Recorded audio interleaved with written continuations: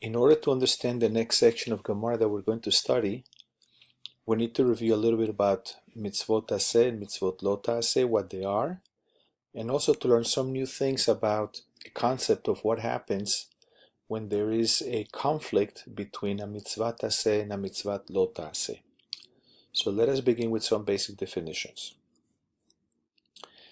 There is two types of mitzvot in our Torah. One group is Mitzvot Taaseh. Those are mitzvot that the Torah tells us to do something. Like, for example, there's a mitzvah to return a lost item, which we've studied this year.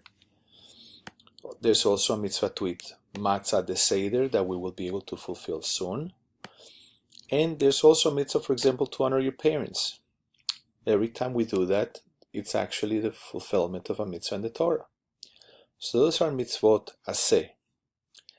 But we also have a group of mitzvot in the Torah that are called mitzvot lo taaseh. And those are mitzvot that the Torah tells us not to do something. By not doing something, we are actually fulfilling a mitzvah. For example, the Torah tells us not to ignore a lost item.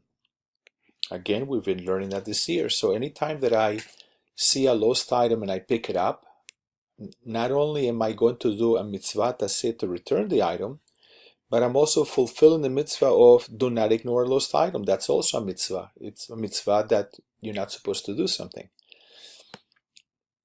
Another example is do not speak lashon hara. Whenever I'm sitting with friends and, sometimes we're tempted to say something negative about a person and I don't, I'm doing a mitzvah. The mitzvah is I'm not speaking lashon hara.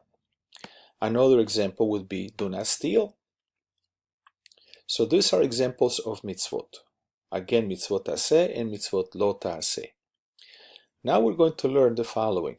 What happens when there is a mitzvah taaseh in conflict with a mitzvah lo taaseh?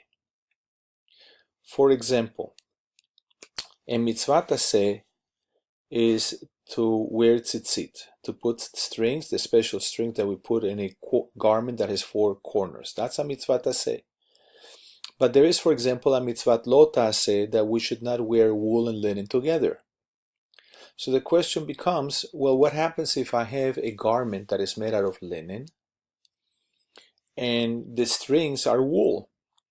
So on the one hand, I have a mitzvah taaseh to put the strings on this garment of linen and wear it. It's a mitzvah taaseh. But on the other hand, the Torah tells us not to wear shatnez, not to wear a garment made out of wool and linen. So what do? Do we emphasize the mitzvah lo taaseh? I don't wear the garment because I don't want to do the aveira of wearing shatnez. Or do I say, but on the other hand, I have a mitzvah taaseh. I have a mitzvah to wear tzitzit. And the answer is that aseh doche lo taaseh. That means that a mitzvah taaseh overrides a mitzvah lo taaseh. The mitzvah taaseh is more powerful than the mitzvah lo taaseh, and therefore the right thing to do is to wear the tzitzit, even though I'm wearing shatnez, and that normally is forbidden. But since at the same time I am doing a mitzvah taaseh of wearing tzitzit, that takes precedence. I do the mitzvah taaseh, and that is the proper way to do it. Now let's take a step further. What happens when I have a situation of, on the one hand, I have a mitzvah taaseh, but on the other side, I have 2 mitzvot. I have a mitzvah lo taaseh and also a mitzvah taaseh. So there's 3 mitzvot involved in this equation. On one hand, I have a mitzvah taaseh to do something that is a mitzvah.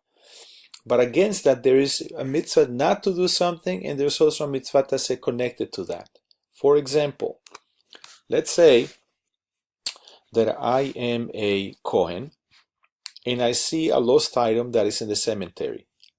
So we know by now that a Kohen has a mitzvah taaseh of returning the lost item like anybody else. I see a lost item, I have a mitzvah taaseh, I have the opportunity to do mitzvah taaseh.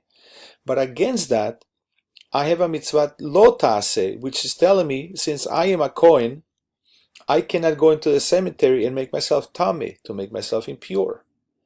In addition to that, I also have a mitzvah taaseh, which is maintain my holiness, to be aware of my holiness and not to damage, not to do something against that. So the Kohen has actually two mitzvot telling him not to go into the cemetery because number one, he cannot make himself impure. Number two, he has to be alert and be careful to maintain his holiness. But against that, we have the mitzvah to return the lost item. What do we do in this case? Do we say, like we did in the previous case, that a mitzvah taaseh is our Superman, that's stronger than the mitzvah lo taaseh? Or do we say, well, this case is different because you're right, we have Superman in one hand, we have a mitzvah taaseh that is stronger than a lo taaseh, but not in this case. Because in this case, as you can see, we have a mitzvah taaseh telling us to do something. We also have another mitzvah taaseh telling me to maintain the holiness. So these two things balance each other. There's two mitzvot in conflict. Plus, I also have a mitzvah lo taaseh telling me do not become tummy by going to the cemetery.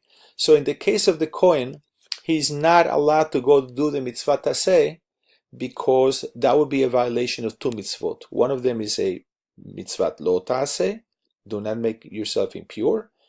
And at the same time, he's not doing the mitzvah of maintaining his holiness by going to the cemetery. So in this case, the Kohen should not go and return the lost item.